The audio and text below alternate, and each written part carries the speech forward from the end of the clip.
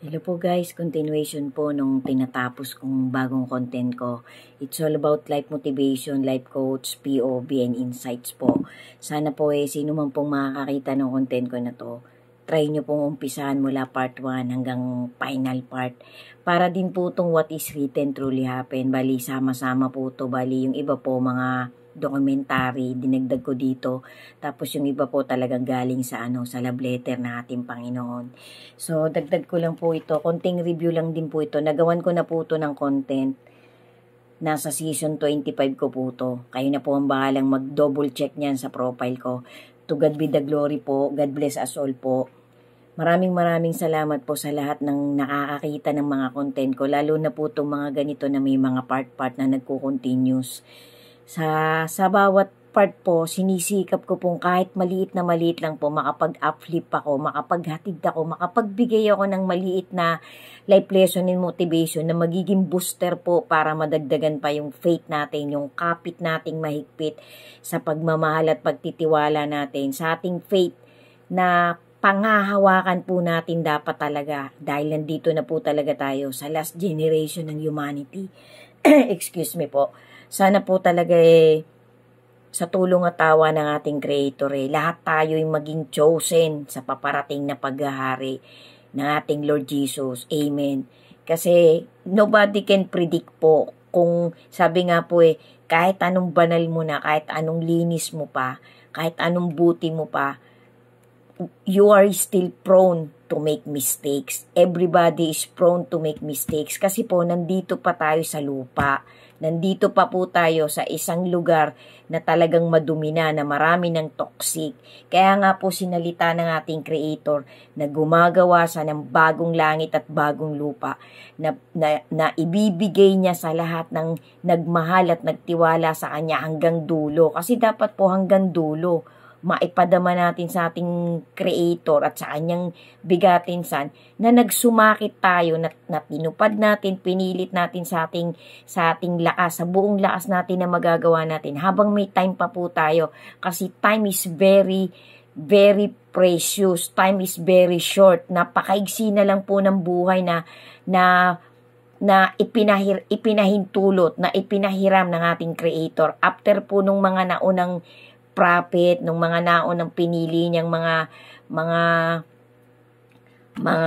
evangelist, mga propeta, sina Moses, sina Elijah, sina Enoch, sina Daniel, sina Isaiah, lahat po yan mga propeta na napili ng ating Panginoon na sila po mahahaba ang buhay, yung iba po less than 400, may 930, may 970, almost 1,000 po. Si Noah po 900 din yata. I'm not sure po. Basta lahat po yan 400 pataas yung mga naunang tao. Pas nung nagalit po ang Panginoon, nung nagkaroon na nga po ng mga dilubyo, Tower of Babel, a Great Flood, yung mga Sodom and Gomorrah, nagawan ko na po lahat yan ng content, guys. Kayo na po ang bahalang kalkalin nyo po. Ako po kasi para po sa akin, pinipilit ko po sa akin kaliitan na ang mga content kong ganitong may mga part-part, kahit paano po, may pinanood po akong dokumentary, may pinagbasihan po ako.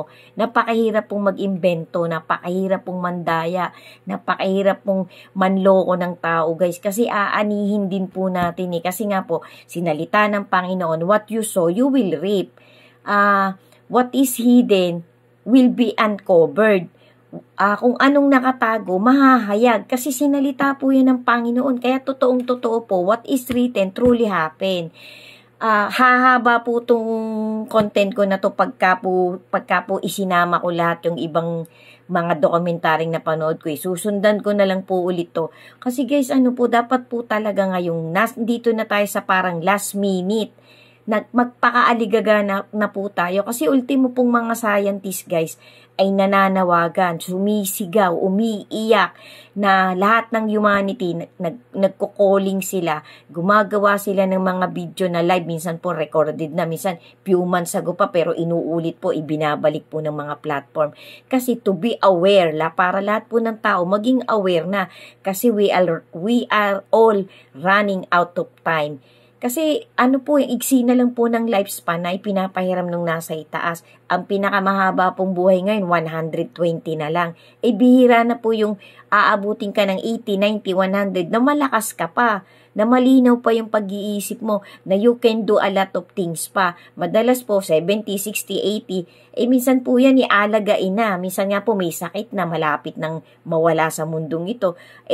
Masasayang po yung buhay natin kapag habang bata pa tayo, ay hindi tayo nagpapakaaligaga na sumunod, pagsikapan, ang lahat ng motivation ng ating Creator. Sabi nga po, ang love letter po ng ating Panginoon ay kumpleto na. Ang lahat po ng sinalita niya, ang lahat po ng itinagabwili niya sa mga naunang propeta, sa mga naunang apostol, kay Paul, pinakahuling apostol, outside sa Israel, lahat po yan kumpleto na, hindi na po tayo kukulangin, basta kailangan lang po nating humingi ng guidance para maunawaan po natin, kasi lahat po ng tanong natin, inilagay na ng Panginoon ng sagot yan. Kaya nga lang man po, kapag sarili natin pagpapaliwanag ang ating pangahawakan, ikakapusin po tayo. Dapat po lagi tayong mag-pray, lagi po tayong humingi ng guidance sa ating Panginoon. Yan po ang isa sa pinakamatinding tips na pwede kong itawid sa aking kapwa-tao. Kasi guys, maigsi lang po ang panahon. Hindi na po natin alam. Sabi nga po, tuloy-tuloy po ang global warming at climate change na mangyayari. Kontinente to kontinente. I-enjoy na po natin yung buhay natin. Pero habang ini-enjoy po natin, tinutupad po natin yung motivation ng ating Panginoon. Kasi wala pong hinahangad ang Panginoon. Ayaw niya nga po kahit isang may mapahamak Gusto niya po lahat ay dadalahin niya dun sa ginagawa niyang new heavens and new earth. Wag na po nating hintaying manghina tayo, magkasakit tayo ng maluba, bago pa natin hanapin ang wisdom at kalooban ng ating Creator. Kasi ang Panginoon po natin ay nagmamadali na rin. According po yan sa mga dokumentaryong lumalabas ngayon. Hindi na naman po tayong mga lahat po ngayon talagang mapapanood mo na, ma-research mo na. Kaya magpakaaligaga po tayo guys. Isa na lang po to, tas tatapusin ko na po to. Bali final part na po. Gusto ko lang pong idagdag ulit to, parang review lang din po ulit. Nagawan ko na rin po ito ng content, nasa season 25 po ito. Ito po yung sinasabi guys.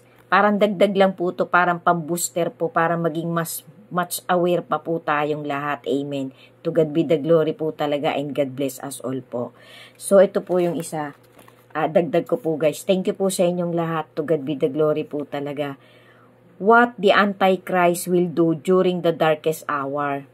The Antichrist believe to rise to a position of a global influence and authority. They are often associated with the charismatic and deceptive leadership that garners significant supports and following. The Antichrist is thought to possess the ability to perform deceptive signs and miracles, which may be used to gain credibility and deceive people. So guys, mag-ingat po tayo kasi nga po, paulit-ulit ko rin po yung sinasabi guys. Sundan nyo pa po dun sa susunod na part na talagang lagana po ngayon ng blasphemy, lagana po ngayon ng deception, lagana po ngayon ang materialism. Panghawakan po natin guys yung pagmamahal ng ating Creator sa atin, sa kanyang creation. Kasi pag pinagtibay po natin ang kapit natin sa kanilang mag-ama, yung pipilitin po natin, pagsisikapan po natin maisabuhay yung motivation na galing sa ating Creator, mas lamang po na talagang matutuwid tayo, mas lamang po na mapasama tayo dun sa ira-rapture niya, dun sa i-snatch niya, dun sa magkakamit talaga ng salvation. Ililigtas niya po sa magpaparating na wrath of God, at saka dun po sa mga hindi magaganda, hindi ka nais-nais na pangitain na gagawin ng Antichrist. So guys, thank you po. Sundan niyo pa po yung susunod na last part. Maraming salamat po. To God be the glory po. Ibigay po natin lagi sa ating Creator ang credit at pagpano ng utang na loob sa lahat ng ibinibigay niyang blessing sa bawat isa sa atin. God bless us all po, and always be steadfast in your faith to our Creator. Amen. Ingat po. Thank you so much po sa pagtatapos ng bawat part ng content ko na to. At sa lahat po ng gustong mag-check ng profile ko, pakicheck niyo po. Kalkalin niyo po, pasalan niyo po yung March 14, 15, 16 na what is written truly happened. Meron po yung magagandang life lesson ng motivation. Amen. God bless us all po. Ingat po tayo palagi. Sundan niyo po yung susunod. Maraming salamat po. Thank you po ulit.